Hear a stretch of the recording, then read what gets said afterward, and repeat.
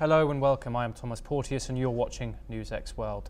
We bring you this breaking news program today. Tensions between India and Pakistan have escalated following India's suspension of visa services to Pakistan.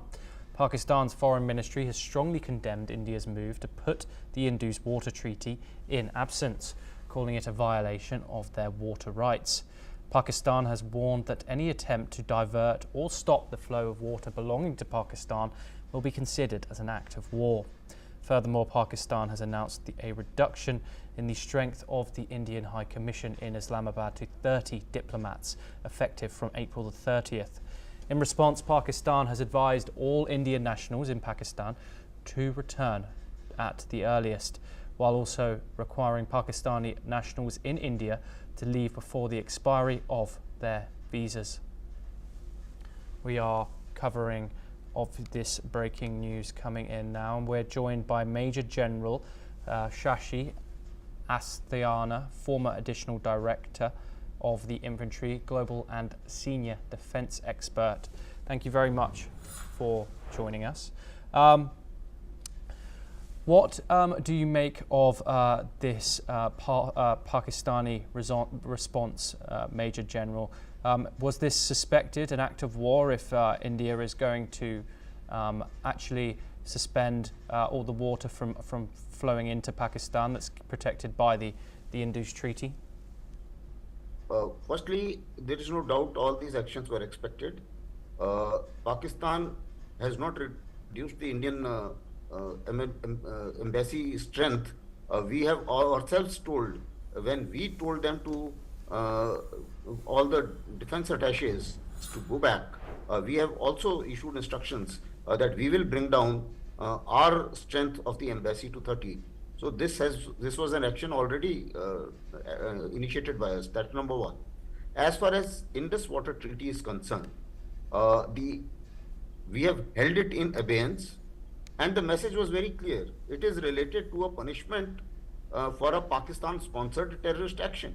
So if they treat it as an act of war, so be it, because it is meant to punish Pakistan anyway. We are not shying away if they feel that it is an act of war, and also whatever actions we have to take, we will continue to take.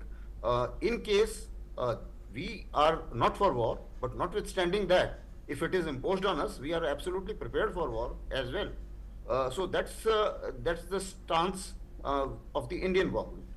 Similarly, all other actions, as far as the visa actions are concerned, I think we had already, whatever actions we have taken, we expect that Pakistan will also take those actions, and certainly we don't want our citizens to be in Pakistan. Yes, and Major General Asthana, what diplomatic back channels do you think that India and Pakistan still have, if any?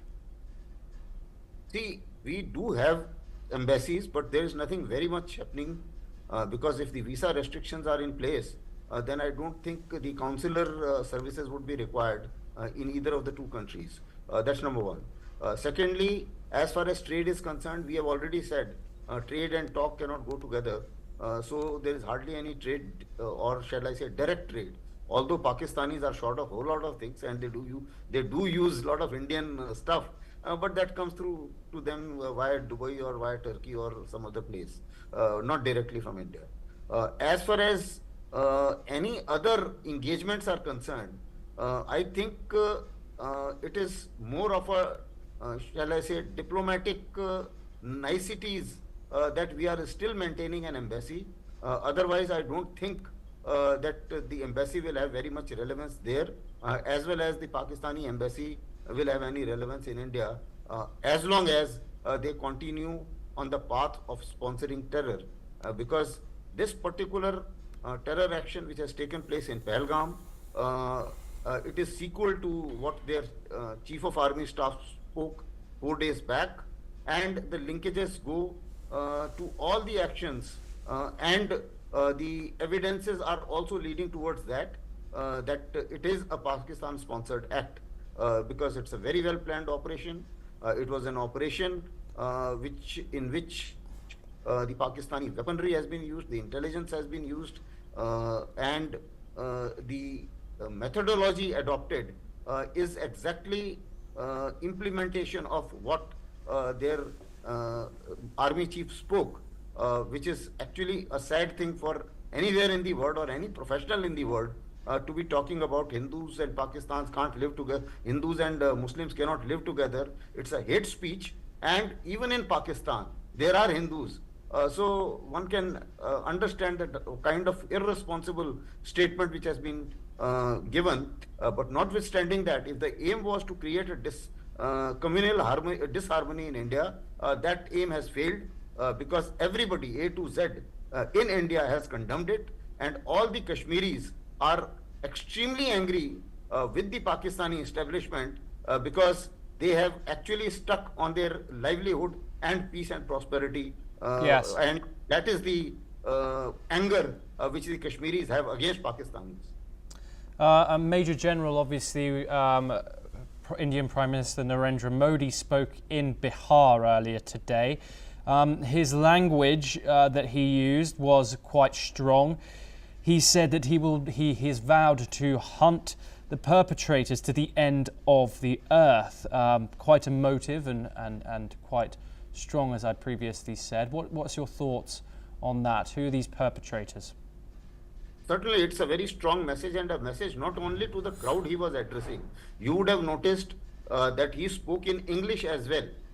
The aim was very clear because he was speaking to a particular crowd to whom he explained his intentions in Hindi.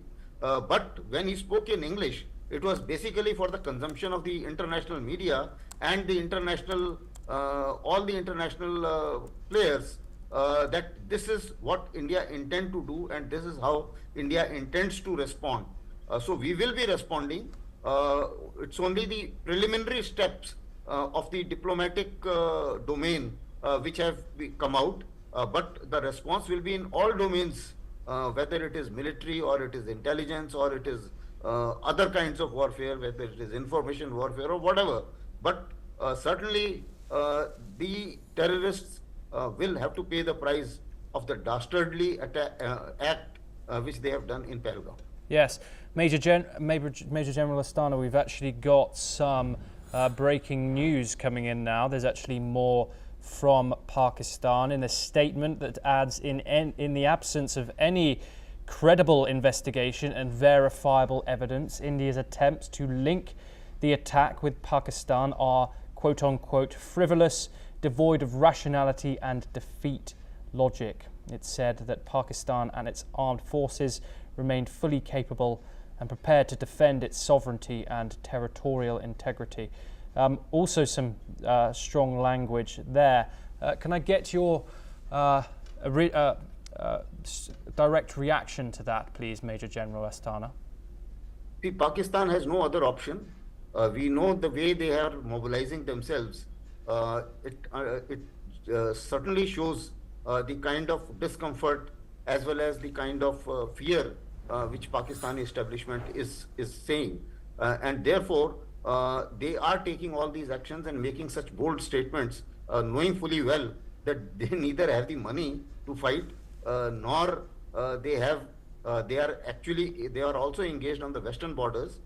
If the eastern borders they have trouble in the eastern borders, they will find it quite difficult financially as well as resource wise, and in fact we know that when in earlier circumstances when they were engaged in the western border, they have been reaching out to Americans to say that please control Indians on the eastern border because we can't handle two together.